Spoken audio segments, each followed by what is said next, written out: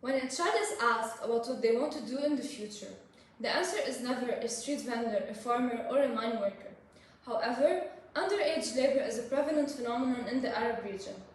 Despite the traditions that the Middle East upholds concerning family ties and deeper bonds with extended family, Somalia, Sudan, and Yemen, three Arab world countries, score the highest numbers of child laborers worldwide, as poverty and economic stability has swept through these regions.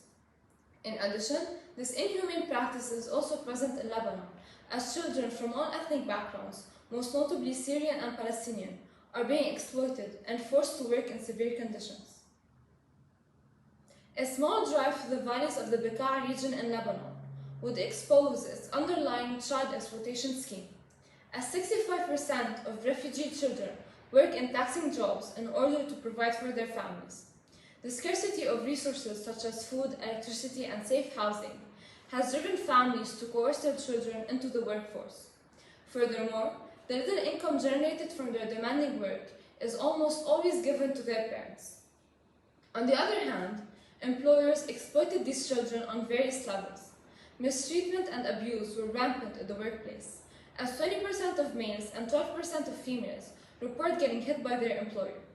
The injuries that the children have sustained from work can also be a result of hazardous working conditions, such as exposure to chemicals and pesticides, or freak accidents caused by agricultural machinery. Furthermore, only 18.3% of working children attend some form of schooling in Lebanon. These drying numbers shed a light on a more sinister side of informal labor, as children are deprived of education due to the financial burden placed on them by their parents, and thus hindering their chances at a successful life outside their menial jobs.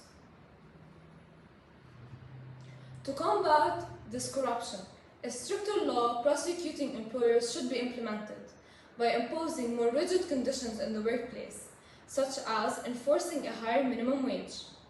This could discourage landowners from employing children and look for a more age-appropriate option. In addition, prohibiting children from practicing in farming with heavy machinery and chemicals could make employers look for more time-efficient alternatives.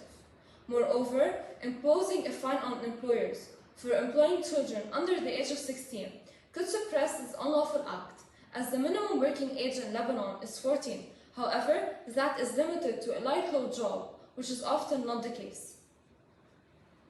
To broaden the future prospects of these children, ensuring that they get proper education is crucial. In addition, implementing laws that provide schooling for refugee children should be the main focus of the government and should be allocated numerous resources.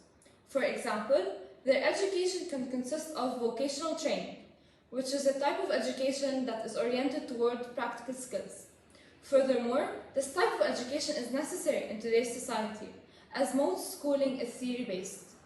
Integrating practical skills in children would be beneficial for them in the future, when it's appropriate for them to join the workforce. Moreover, establishing schools primarily for refugee children is crucial in reducing the magnitude of children in labor. These projects could be accomplished with the help of NGOs and donations.